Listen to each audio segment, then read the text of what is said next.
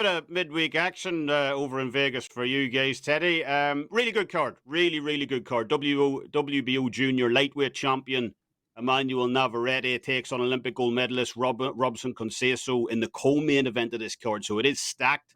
But obviously we're going to be talking about the chief fight on the card here. Shakur Stevenson as he takes on heavy-hitting Dominican puncher Edwin De Los Santos for the vacant WBC lightweight title after undisputed champion Devin Haney left it vacant, making that run up to 140. For Stevenson, this is a chance to start a run in one of the most historic and loaded divisions of the boxing right now.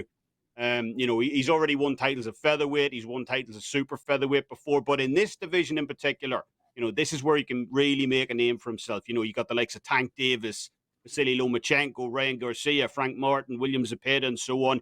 Even Devin Haney said he'd be willing to come back down, provided the offer is right. So this division is absolutely loaded right now. There are some real, sharks in the water. And if Stevenson can become top dog here at 135 across the next year or so, given the level of talent in the division, given the big names, he arguably has a chance to become the face of boxing moving forward.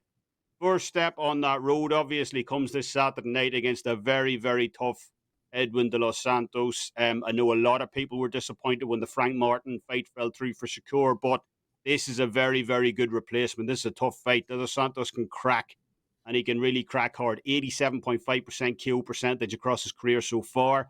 And highly rated contender Richardson Hitchens, who has sparred both of these men, said there's absolutely no comparison in terms of the respective power either. De Los Santos is simply on another level in that power department. So Stevenson can't be reckless in this fight. He needs to be switched on for the full 12 rounds. But that said, there are a certain number of tells in this fight for Shakur to take advantage of. De Los Santos usually likes to step in on his stronger side when delivering power shots. He likes to lean in over his right foot.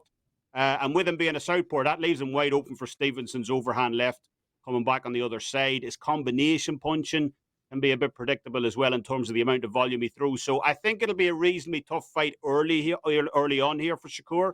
Like I said, you just can't play around with a guy who hits as hard as De Los Santos does. But there arguably isn't a more cerebral fighter in the entire sport right now than Shakur Stevenson. There's a reason Terence Crawford raves about this guy so highly. So I see Shakur Stevenson, starting to time De Los Santos more and more as the fight wears on, especially with that overhand left.